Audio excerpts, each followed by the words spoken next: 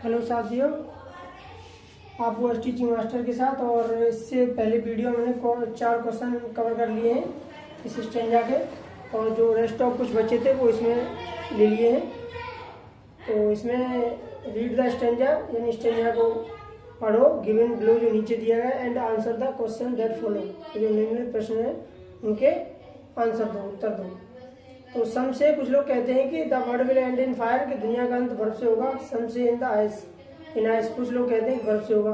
From what I have tested of desire, मेरी इच्छा है कि जहाँ तक मैं जानता हूँ, आई होल्ड विल दोज, मैं उन लोगों के साथ में हूँ, उन लोगों की सहमति में हूँ, एग्री हूँ। हूँ फेवर फायर, जो आग के पक्ष में, ये मानते हैं कि दुनिया का अंत आग से होगा।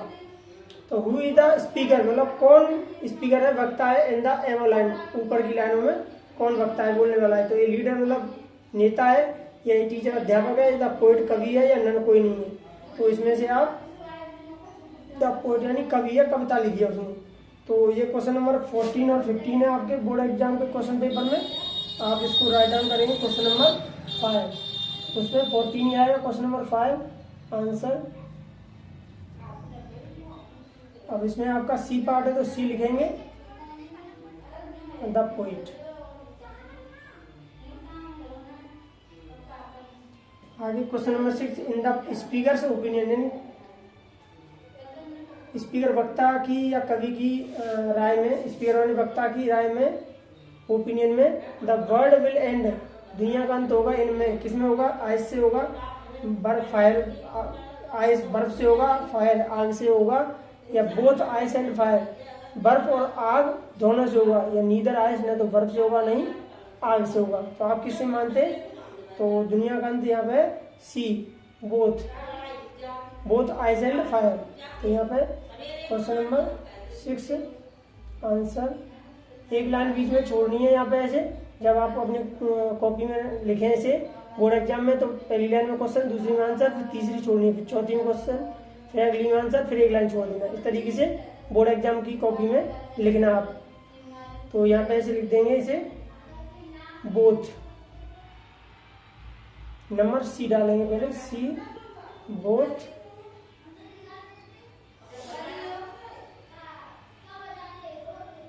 Ice and fire. अगला, व्हाट डज आइस, यानी बर्फ है, मीन, बर्फ का अर्थ क्या है, इन द गिवन स्टेंजा, जो स्टेंजा दिया उसमें बर्फ को किसका प्रतीक माना है, डिजायर इच्छा का, विंटर सर्दी का, हेटेड घृणा का, या ऑल ऑफ दीज। तो किसका प्रतीक माना है, आइस को हेटेड यानी सी, तो आइस को माना है हेटेड का। तो इसमें भी ये सी हो गया। चलो ये सब सी हो रहे हैं, वैसे चेंज भी हो जाते हैं। तो क्वेश्चन नंबर 7, और इसमें भी देखो सी आ गया है यहाँ पे, उसमें आगे पीछे हो सकते हैं, तो आप उसी के अकॉर्डिंग डालें। तो CHATRED, हेटेड।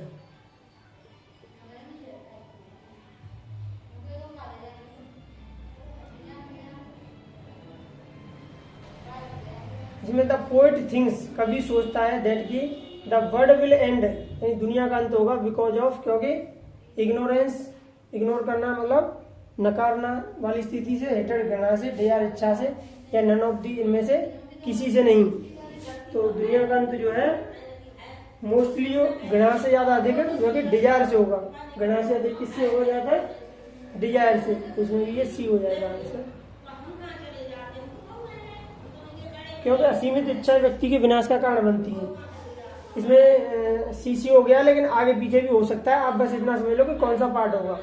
यानी इसमें जो है कि घृणा, जो है कि घृणा को भी रखा गया, डिजायर को, लेकिन डिजायर ज्यादा अधिक जो है कि विनाश का कारण माना गया। इसकी नेक्स्ट लाइनों को लेते हैं हम।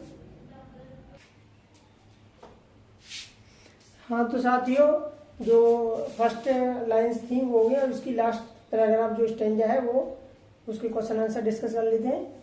तो but if it had to perish twice, यानी यदि इसका अंत 2 बार होता है, दुनिया का अंत 2 बार होता है, तो आई थिंक, मैं सोचता हूँ, मैं जानता हूँ, एनफ ऑफ हेट, घृणा के बारे में, यानी घृणा पर्याप्त होगी टू से, ये कहते हुए दैट के फॉर डिस्ट्रक्शन, विनाश के लिए, आइस यानी बर्फ इज आल्सो ग्रेट, बहुत महान है या अधिकतम है, एंड वुड सफाइस और पर्याप्त होगी, यानी दुनिया को अंत करने के लिए घड़ा जो बर्फ का प्रतीक है वो पर्याप्त होगी। तो इसके क्वेश्चन आंसर जो एमसीक्यू है, वैसे क्वेश्चन 14 और 15 आएगा बोर्ड एग्जाम के क्वेश्चन पेपर में।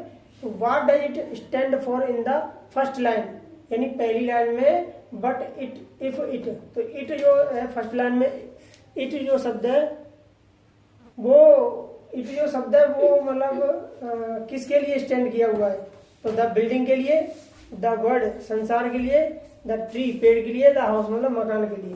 तो ये क्लियर है आपको कि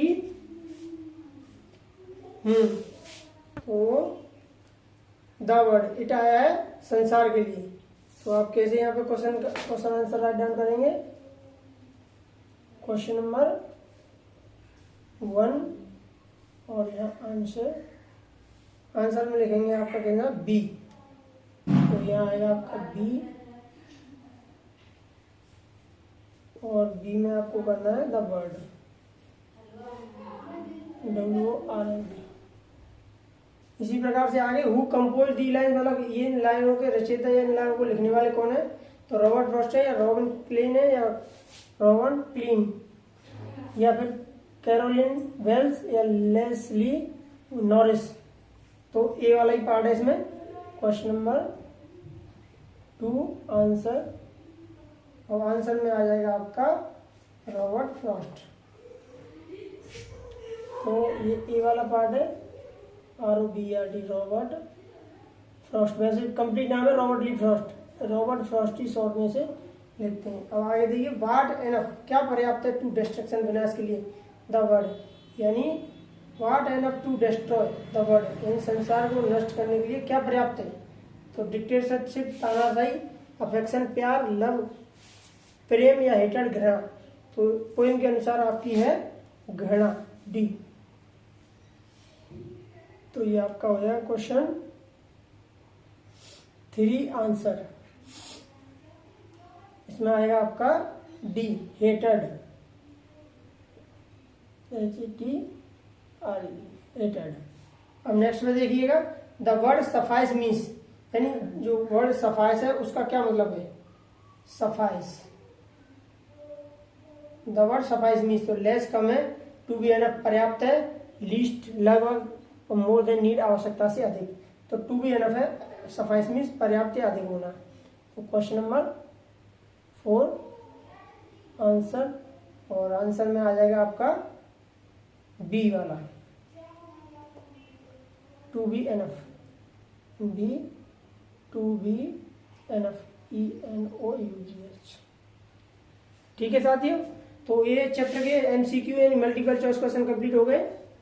और फर्स्ट वीडियो में फर्स्ट लाइन स्टेंजा का जो बनाए हुए हैं 4 क्वेश्चन, और सेकंड में रेस्ट क्वेश्चंस और सेकंड स्टेंजा को भी कवर कर लिए गए। साथियों अगर कुछ भी समझ में नहीं आता है तो इसे रिवाइज कर सकते हैं, और एक वीडियो मैंने इसके जो हिंदी अर्थ का स्पेशल बनाया हुआ है, उसे जिसको इंग्लिश पढ़ना नहीं आता वो भी इसे समझ सकते हैं। Okay, thank you all of you guys, इसे पढ़िए, समझिए और अपने लाइफ में यूटिलाइज कीजिए। Thank you.